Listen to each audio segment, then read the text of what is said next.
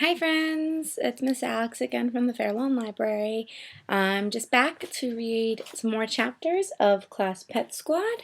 So we're gonna get right into it, chapters 7 and 8 today.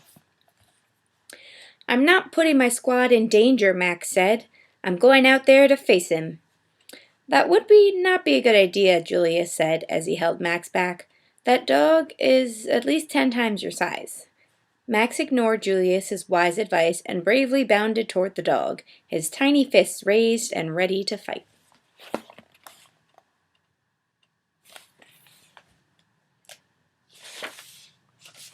Come on, Fido, I'm not afraid of you, Max shouted. Take your best shot. The name's Brutus, the dog growled, and you're trespassing on my lawn, so...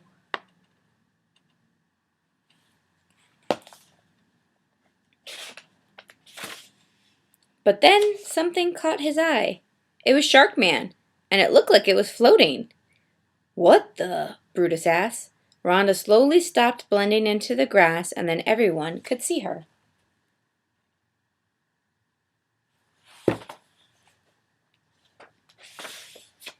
Where did you get Ben's toy? Brutus asked, stepping up to Rhonda and sniffing Sharkman. And what's that smell? It's glitter, Zuzu smiled, but Max washed it off because he's no fun. Please don't eat us, Rhonda pleaded. We only wanted to give Ben back his toy. Julius explained that Ben forgot to put Sharkman in his backpack, and they traveled all the way from his school to bring it back to him.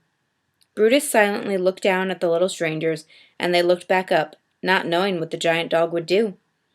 Thank you, Brutus finally said. That was very kind of you. The class pet squad heaved a sigh of relief as Brutus apologized for barking at them, but explained it was his duty to protect and serve the McGulties.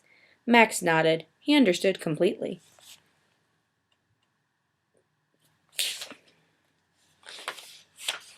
Come with me, said Brutus. Ben needs to have all his toys lined up to fall asleep, and his bedtime is soon. Brutus led them to the dining room window, which faced the backyard.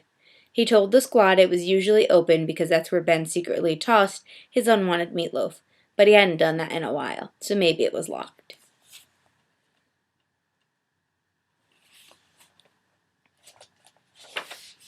Julius managed to recover the rope and grappling hook from the pieces of the shredded wiffle-matic and brought them to Max, who swung it around and caught it on the windowsill. Then Max scaled the side of the house and hoisted himself up to the window. It is locked, Max announced after trying to open it several times. By the time he climbed back down, Julius was already thinking of another way to get into the house. Max, Julius, and Rhonda all argued about what to do. Hey, Zuzu said. Not now, Zuzu, Max barked. How about, Zuzu tried to talk. Can't you see we're busy, Max snapped. But I haven't, Zuzu said. I said not now, Max growled. Santa Claus, Zuzu shouted as loud as she could.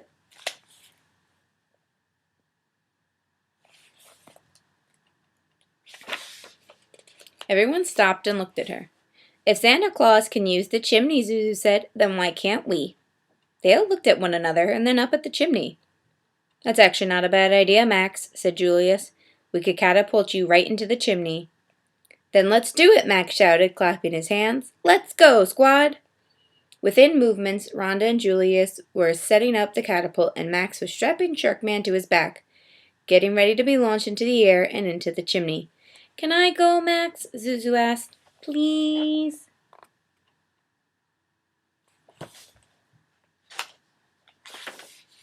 No way, Max said, checking the catapult. I can't risk you getting injured. Zuzu's shoulders slumped, and she sighed, then trudged back to the garden gnome. We're almost ready, Max, said Julius as Rhonda readied the catapult. Where's Zuzu? Rhonda asked. I don't know, Max grunted. Over there somewhere. She really wanted to be the one to go, Rhonda said. I think you hurt her feelings, Max. Feelings? Max sputtered. There's no place for feelings on a dangerous mission. It was her idea, Julius reminded him. I'm the leader of this squad, said Max, and I decide who does what and... Rhonda and Julius looked at him. Oh, all right, Max groaned and rolled his eyes. Anything to complete the mission.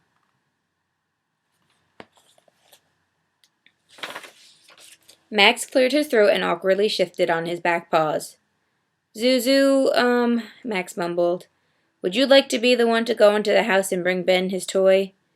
Zuzu shrugged. Well, isn't that what you wanted? Max asked. Zuzu shrugged again. Oh, all right, Max groaned. I'm sorry I hurt your feelings. Yay! Zuzu shouted as she hopped over to Max and gave him a hug and a kiss. Blech. Max pushed her away and quickly composed himself. All right, he said, wiping off her kiss. Now we can get back to the mission and get that kid his toy. Zuzu was already hopping over to the catapult.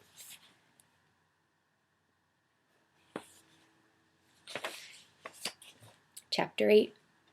Now remember, Max said to Zuzu, put Sharkman in Ben's backpack. This is gonna be so cool, Zuzu shouted. And make sure no one sees you, Max said. I'm gonna fly in the air, Zuzu shouted. And then get out of there as fast as possible, Max said. Woohoo! Shouted Zuzu. Let's go! Maybe this wasn't such a good idea, said Julius. You have to hurry, said Brutus. Ben's bedtime is in a few minutes. 3, 2, 1, Rhonda said as Julius yanked the thumbtack out of the ground.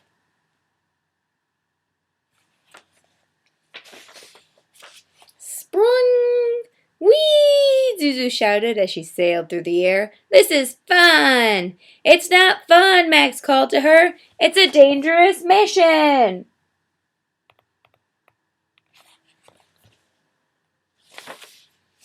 Zuzu landed safely on the roof and waved to her friends below.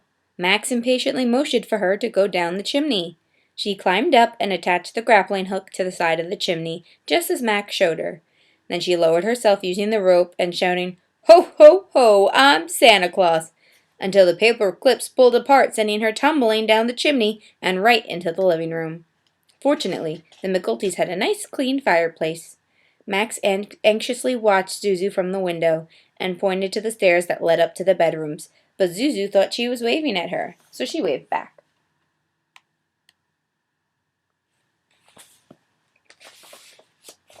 There were so many things for her to see and do inside the house. She came to a flight of stairs, so she hopped up them. This was fun. Soon she found herself in a bedroom, which made her stop and remember something. But she wasn't exactly sure what it was she was supposed to remember.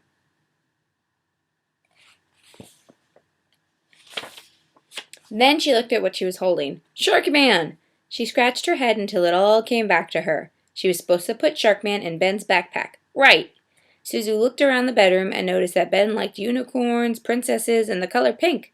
Then she saw a shelf of pretty toys and wanted to get a better look, so she climbed up the dresser, but accidentally knocked a few things over. Mama, a sleepy voice said. Zuzu froze and looked down into the crib in the corner of the room. Then it hit her. This wasn't Ben's room, it was his sister's room. Before she could climb back down to look for Ben's room, she heard something else. Big footsteps. Are you okay, sweetie? A lady appeared in the doorway. Zuzu stayed still as possible and didn't blink. The little girl sat up and rubbed her eyes. Her mother walked over and tucked her back in, then reached for the shelf Zuzu was sitting on with the rest of the toys. Here you go, Mrs. McGulty said as she placed Zuzu next to the little girl, who clutched her close. Then Mrs. McGulty looked down and smiled. Zuzu tried her best to remain still and not to blink.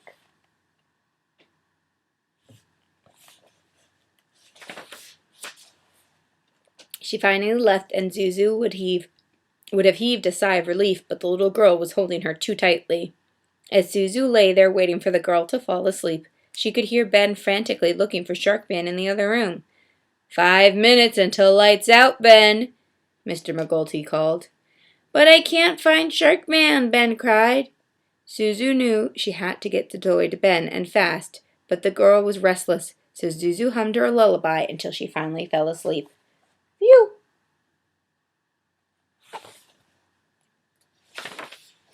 Zuzu managed to release herself from the girl's sleepy iron grip. She grabbed Sharkman and then dove into a pile of dirty laundry. How many times do I have to tell you to put your dirty laundry in the hamper? Ben's mom said, shaking her head. She scooped up Zuzu in the laundry and lifted the lid of the hamper and dropped them all in it. Thunk! As Zuzu saw Ben leave his room to look for his toy, she hopped out and found his school backpack. She unzipped it as she shoved Sharkman in. She noticed Ben's lunchbox. She looked around and lifted an ear. Ben and his mother were downstairs, so she opened it. Carrots! Zuzu chomped on Ben's uneaten carrots, and boy, were they good. Before she could start on the half-eaten peanut butter and jelly sandwich, she heard footsteps climbing the stairs. She zipped up the backpack and tried to hop back to the hamper, but it was too late. Ben and his mother were already walking into the room. Just look one more time, Ben, Mrs. McGulty said.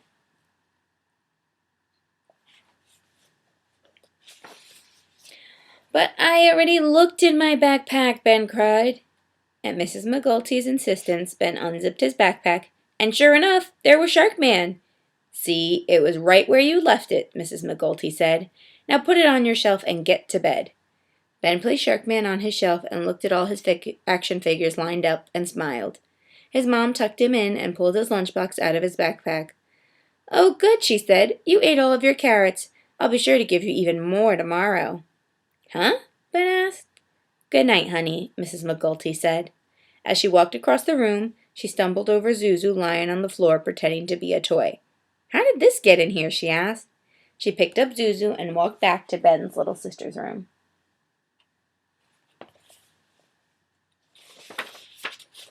Zuzu was once again trapped in the little girl's crib. After another lullaby, Ben's sister was asleep and Zuzu was free. She began to head for the stairs, but decided to peek in Ben's room.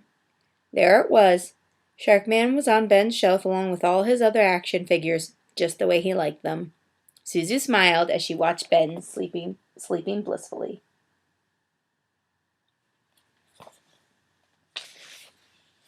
All right, and we are going to stop there. That's the end of Chapter 8.